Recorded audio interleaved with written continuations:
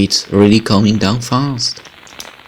The sky up ahead is a steady, slate grey, completely overcast with clouds. The rain falls down in an endless stream, beating mercilessly against the ground. This is just great! The curls are going to fall out of my hair. At least we were able to get our shopping done before it started. I suppose so. It's so dreadful. This is Hetty? Okay. Hetty frowns, fiddling with one of her curls, with the tip of her index finger. She must have spent a long time on those curls this morning. Hattie is something of a perfectionist, so she spends a long time on everything. Her handwriting is incredibly neat, an elegantly flowing script that wouldn't look out of place in an 18th century manuscript, but it takes her a small eternity to do all her schoolwork. Okay, talking about amazing handwriting, actually in primary school, so basically the first 6 years in Poland, where when you go to school it is at the age 7-13. Well, not that, okay, 7-13, but after 3 years, so 10-13, well, let's say 10-13, 11-13, age 11-13, and I had the lessons of Polish, Polish language, crap like that. You can consider Polish actually as lessons in English for English people, right? It's not like you learn different language, but crap, you have to read books and so on. And basically I was told that my handwriting was working calmly somehow, don't know why, but it was pretty awesome. However, I think it wouldn't work like that right now as well. Okay, continue.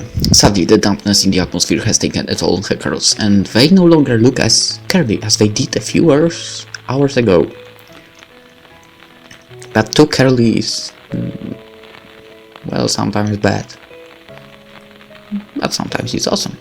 You never know. It depends on the person, probably. Hetty's hair has been deflating slowly throughout the day, but this sudden downpour must have been the last straw. It's alright, Hattie. I pause, shifting the plastic bench the plastic bench is cold beneath the exposed bags of my figs, and it binds through the thin fabric of my socks. I shiver. Maybe I should have worn something more season appropriate, but I didn't think it was going to rain this much. I didn't even bring an umbrella. But you are hidden under, how do you call it? Bus stop? Whatever. I know it was foggy this morning, but it's been foggy every single morning these last 2 weeks, and it didn't rain then.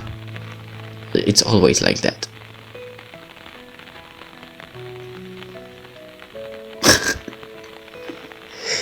By the way, nice putting promotion for your game. I love it. Strawberry beating up. It's on Steam as well. I guess I was just unlucky. I still think it looks nice. You too? That's right, you're very pretty, Ooh. Where is this going? Hattie blinks. She looks a little perplexed, but only for a few moments. Where is this coming from? Do you feel guilty about the money? No, it isn't that really. Well, I wonder. You don't need to feel indebted. I've told you enough times. It's only £5. You can pay me back whenever, or you can keep quiet about it until you forget. Whatever works for you. It's never do that. That's wrong. I'll pay you back no matter what, even if I have to sell off one of my kidneys. I think you would actually get much more for a kidney than £5. You'd go that far? If I could find anybody willing to make an offer.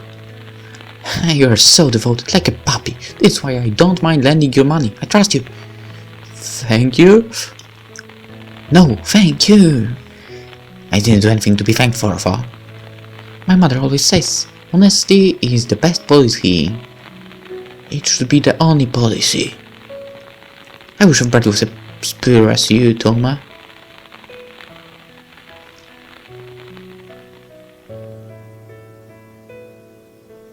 Alright, I don't know, this is probably not the end.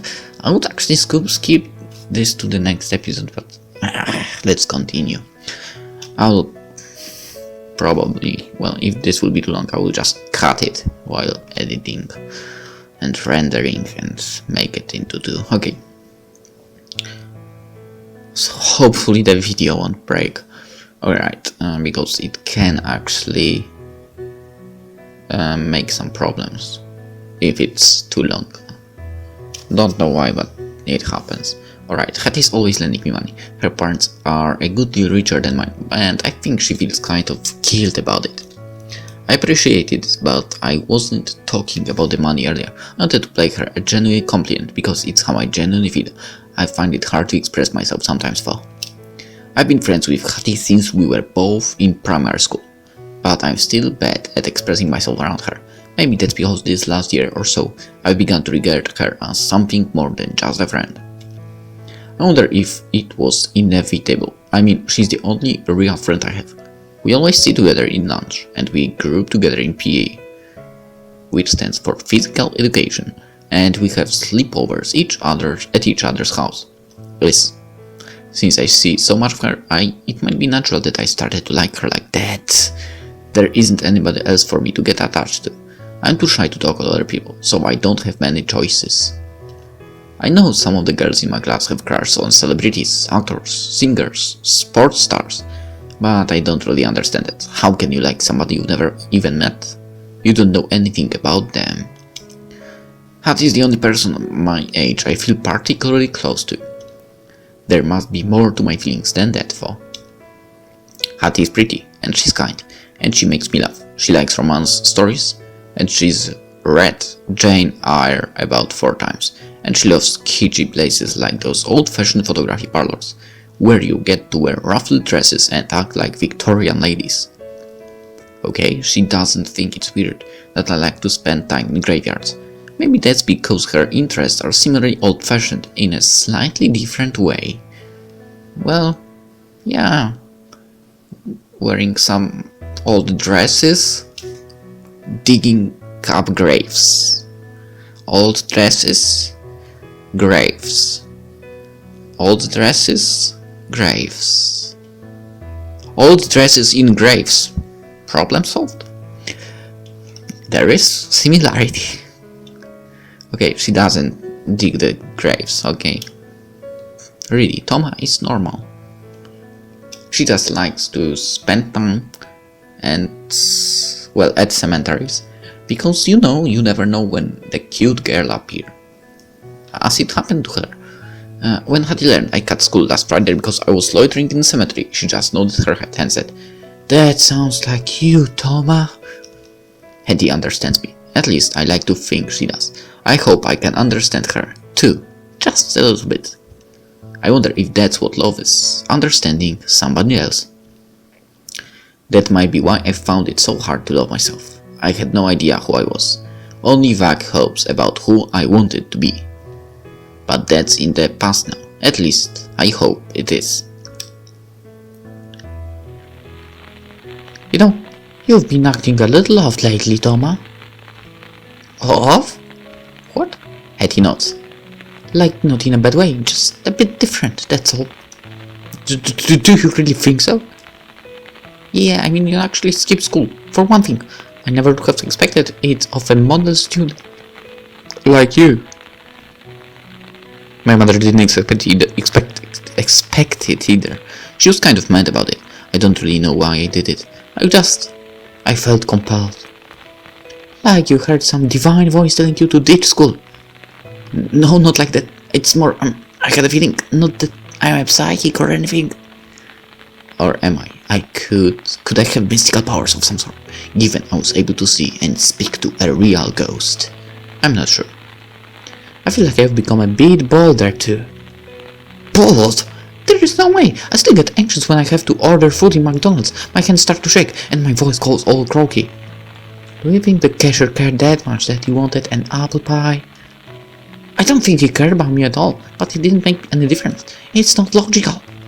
People really are. Shy people, doubly so. I know this only too well, having been shy all my life. Yeah, I quite understand it as well. It takes time to actually get myself open to people. Okay, you still managed to order it for Soulful. Usually ask me. Well, I thought I should rely on all the time. I mean, you did lend me the money to buy those boots. I gave you a $5. It hardly broke the bank. And that's another thing. You wanted those boots for months, but you never bought them. Why the sudden change of heart? I don't know. I thought if I want to do something, I should do it. Life's too short to waste it, wanting to do things, but being too worried. Sometimes it's true. You never know when it might end, just like Emily's did, so unexpectedly. I think that's something I learned after meeting her. I was living my life like a shadow, always hiding myself away in corners, trying to draw as little attention to myself as possible. That's not how I want to live, though. It's not how Emmeline lived, even though she existed in a period where women were expected to shut up and behave. I need to try and be stronger, rather than wishing I was somebody else, but being too shy and scared, and resigned to even try to change. I want to make an effort.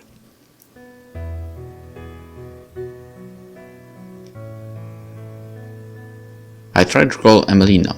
Her soft curls, her soft lips, and the purple bruises that stood out starkly against her pearl skin, but these attributes feel like little more than a list. They are not real to me anymore, as they once were, because I can't see them. I might never see them again. Not now. She's passed on the other side, wherever that might be. You'd think seeing a ghost, then being possessed by her departed lover, would leave more of a lasting impression, but I guess not. Life continues to go on. Even Emmeline and Cornelia, whose lives have ended, moved on. I need to keep on going too. I haven't told anybody about what I saw. Who'd believe me? They'd all think I was delusional. I'm half-tempered to believe what I saw might be a delusion, too, were it not for the memories that still linger, ghost-like, at the back of my brain.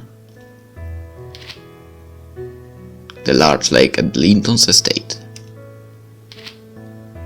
The taste of raspberry lemonade in the long, luxurious summers.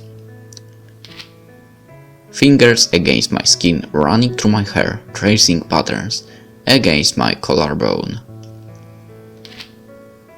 The sensation of lips against my own, but they were not mine. They were Cornelia's, and these are her memories, and I have no business clinging onto them like this. But I can't help myself. When she possessed me, our beings merged. I hold within me all of what she did in duplicate. Sepia tinted, yes, but still, there, nevertheless. These borrowed memories are already starting to slip away, piece by piece, dispersing into my dreams whenever I close my eyes at night. But they are not gone yet. If I close my eyes and wrinkle my brow and concentrate as hard as I can bring these images to the forefront of my mind once more. I know what it feels like to be kissed on the forehead, the nose, the cheeks, the neck, the lips by the girl I love, but I've never been kissed before. Not truly. It makes me curious. What would it feel like? Well, you probably will experience that as well. Toma. Soon. I believe that. Alright, I glance at Hetty from beneath my lashes. She notices, and I flash. Is there something wrong? Do I have something on my face? No, that's not it. I'm just thinking. Of what? A memory. Two young girls, drenched in the rain, startled by the sudden downpour. One of them laughs, delighted. The other sighs, wringing out her hair. They bicker back and forth, until they appear to reach some kind of truce, a cold embrace, with damp clothes and damp bodies. Fingers run through her, teasing out long locks, brushing raindrops away from the pale cheeks. Lips meet together, their mouths are hot. It's not my memory, it's not something I should be remembering. I should try to forget it, ignore it, but I can't. Yeah? What is it? I wasn't joking earlier. I really do think you're pretty, you know. You're being weirdly sentimental today. You haven't been diagnosed with terminal disease, have you? What? No! Why would you think that? Because you're being all impulsive lately, taking more chances. Isn't that what people do when they find out they're going to die soon? Or when they win the lottery? And sometimes winning the lottery doesn't mean go all out and spend everything. Really, that's stupid.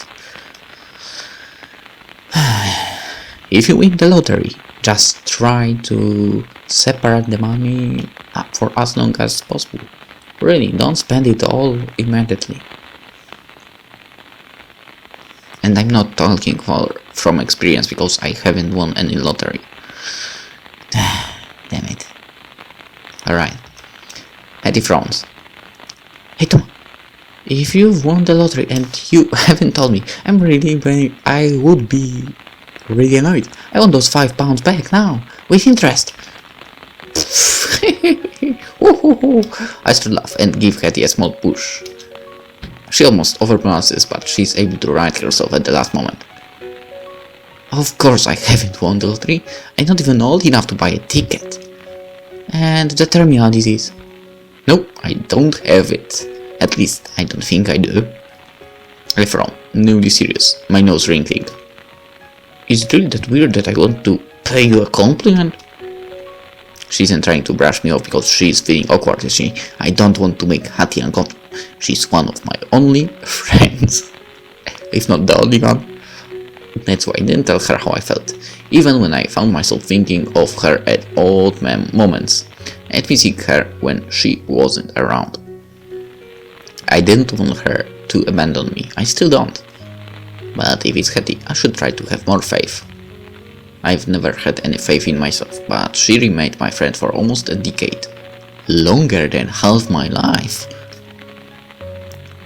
Yeah. I don't think she'd like me any less if I told her how I felt. She might think it's a little strange, and she might not understand, but I don't really understand it either. Maybe I don't need to. I don't know if Emmeline and Cornelia did. Why does everything have to happen for a reason? Why can't things just happen? We humans think too much. That's true. Well, at some points, people don't think enough. Or, well, not at all. You never know. All of us. So we become our own worst enemies, always planning and preparing, but never advancing. True. That's me. I'm tired of that. However, I'm not really into planning. Spurred on by the memories of Emmeline and Cornelia, I am able to gather my courage. It's still small, weak, and there isn't much of it, but it's mine all the same, and it matters. I matter. My feelings matter. Hattie, I look at my lap, my face light pink, my voice sticks in my throat for a moment, but it is only for a moment. I don't want to back down now. I've liked you for a while, maybe for a few months, or maybe longer. I don't know. I think maybe I like you as more than a friend, and you might think this is strange, but well, I'm sorry, I'm a strange person, so you should be used to it. There's a small silence, broken only by the sound of falling rain. I can hear my heart beating inside my chest, underneath my shirt. What does she think? What kind of expression is she making? I want to lift my head to see, but at the same time, I'm scared. So I managed to confess. That doesn't mean I'm not afraid. I'm more afraid than ever, but it feels like a weight has been lifted from my chest, and that makes me think that this was all worthwhile. Even if nothing else comes of this, I'm satisfied. I don't need anything more. That's what I try to tell myself, but these thoughts vanish as soon as I feel a soft, warm sensation envelop my right hand. Eh? Hattie? It's alright. I know you're strange. That's why I like you. You don't need to apologize for it. So doesn't mean you... Yeah, I like it too, Toma. Yes! Yes! Congrats, Toma! You do? She nods. But you're always reading those old romance stories, so I thought you'd prefer a Mr. Darcy or a Miss Rochester. And here it appears. All these books are Yuri books. Or maybe not. I like romance stories because they're stories. Grumpy old men aren't really my thing. Aren't girls much prettier? I agree with that. That's definitely true. I like girls more too. At least I think I do. I'm sure I do as well. My words are wearing, unsure, but the pressure of Hendy's fingers around mine is comforting and helps to calm my heartbeat. I could get used to this. I want to make memories like this. Lots and lots of memories. All my own, just for me. The confession might be a bit understated. My emotions rebuilt at a grotty bus stop on an overcast day spattered with rain, but that's alright with me. It's not like the love that blossomed between Cornelia and Emmeline on summer days by the lake, sipping on raspberry lemonade. But why should it be? This is my life, and I will live it like I want. The past is interesting, and I'm thankful for all my relatives who came before me, who made me who I am. But that is all they did. They shouldn't influence how I act as well. Anxious, shy, tentative, but nevertheless determined. I tip my head and press my lips against Hattie's. The rain around me continues to fall, drumming against the roof of the bus shelter. Okay, it is bus shelter. Well, that makes sense. Bus stop is kind of without shelter. Okay, the two of us sit there, silently sharing our first kiss, waiting for a bus that might never come. I hope it doesn't. I want this moment to last forever. Achievement unlocked. First kiss. Alright. That would be it, I guess. Alright, there's an extra scene. But, well, I actually said already that I will have music box?